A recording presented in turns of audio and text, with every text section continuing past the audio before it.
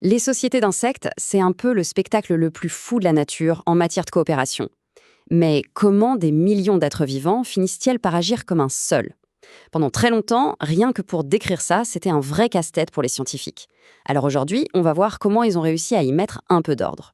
Pour bien se rendre compte, regardez ça. Ce n'est pas juste un trou dans le sol, c'est une véritable métropole souterraine construite par des fourmis coupe-feuilles. Des millions d'individus y vivent et y travaillent. Et forcément, quand on voit une telle organisation, une telle échelle, ça soulève une question vraiment fondamentale. Et oui, c'est la grande question qui turlupine les biologistes depuis plus d'un siècle. Comment une colonie arrive-t-elle à un tel niveau de cohésion qu'elle se comporte comme ce qu'on appelle un super-organisme, c'est-à-dire un groupe qui agit comme s'il n'était qu'un seul et même être vivant? Le souci, c'est que pour répondre à cette question, il fallait d'abord se mettre d'accord sur les mots qu'on utilise. Et c'est là que le bât blesse. Pendant des décennies, la recherche dans ce domaine, c'était un vrai champ de bataille de définition, un bazar de termes contradictoires. Pendant longtemps, on a essayé de faire rentrer les sociétés d'insectes dans des petites cases bien propres. On a dessiné des schémas hyper complexes comme celui-ci, mais les étiquettes qu'on utilisait, des mots comme subsocial, quasi-social, eh bien elles étaient tellement floues que ça créait plus de confusion qu'autre chose. Cette citation de 2005 résume parfaitement la situation. Cette foire d'empoigne terminologique, comme ils l'appellent, rendait quasiment impossible de comparer sérieusement les espèces entre elles. C'était comme si tout le monde parlait une langue différente. Le pire, c'était peut-être l'utilisation de mots comme primitif. Ça donnait l'impression, complètement fausse, qu'il y avait une sorte d'échelle de l'évolution avec des espèces moins évoluées que d'autres. Mais non, l'évolution, ce n'est pas une échelle, c'est plutôt un buisson touffu. Chaque espèce qui vit aujourd'hui est tout aussi évoluée que les autres, simplement adaptée à sa manière. Alors, face à ce blocage, il fallait une révolution, un vrai changement de perspective. Les chercheurs ont donc pris une décision radicale. On laisse tomber ces vieilles étiquettes et on adopte une approche beaucoup plus simple et objective. Et l'idée, elle est d'une simplicité géniale. Au lieu de se battre pour savoir si une espèce est eusociale ou je ne sais quoi, on va juste décrire ce qu'on voit. On se concentre sur les faits, les comportements observables. Ce sont les fameuses briques élémentaires qui construisent la société. Est-ce qu'elles partagent un nid? Est-ce qu'elles se répartissent les tâches? C'est tout. Bon, alors c'est quoi concrètement ces briques élémentaires? Allez, on va faire un petit tour des traits les plus importants qui permettent de définir une société d'insectes.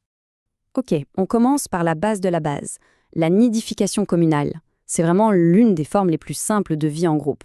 Imaginez, plusieurs femelles vivent sous le même toit, dans le même nid, mais chacune s'occupe de ses propres petits. C'est de la colocation en somme, sans réelle répartition des tâches. Et ce qui est fascinant, c'est de voir à quel point ce comportement est répandu. On le trouve chez des abeilles, bien sûr, mais aussi chez des pucerons qui s'agglutinent dans une gale, ou même chez des ambioptères, ces insectes un peu moins connus, qui tissent d'immenses nids de soie.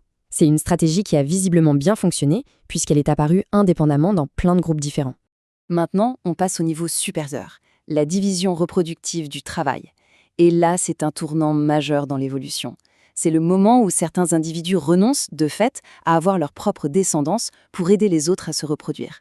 C'est ici que la coopération devient vraiment spécialisée, presque altruiste. Et cette division du travail, elle peut se manifester de deux manières. Soit les comportementales, c'est-à-dire que les rôles peuvent changer avec le temps, soit les morphologiques, et là les différences sont physiques, gravées dans le marbre et souvent pour toute la vie. Le contraste entre ces deux images est juste saisissant.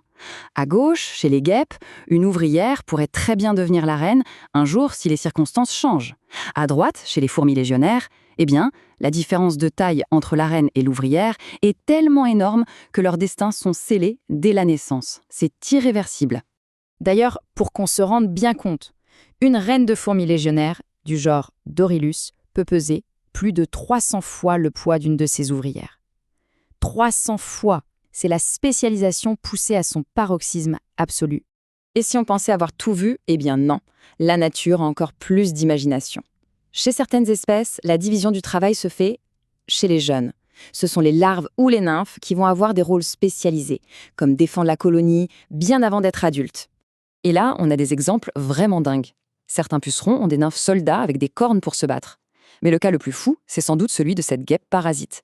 Ces larves se développent à l'intérieur d'un autre insecte et se divisent en deux castes. Des soldats stériles qui protègent leurs frères et sœurs et les futurs reproducteurs. C'est incroyable.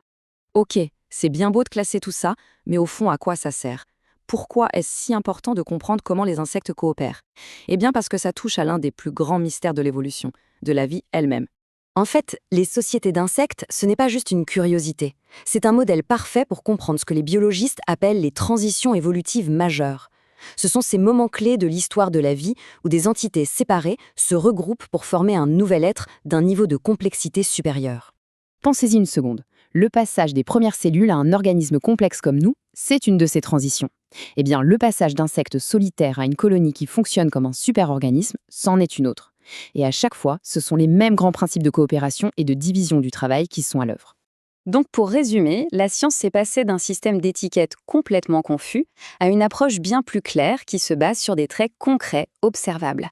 Ces traits, ce sont les vraies briques de construction de la vie en société.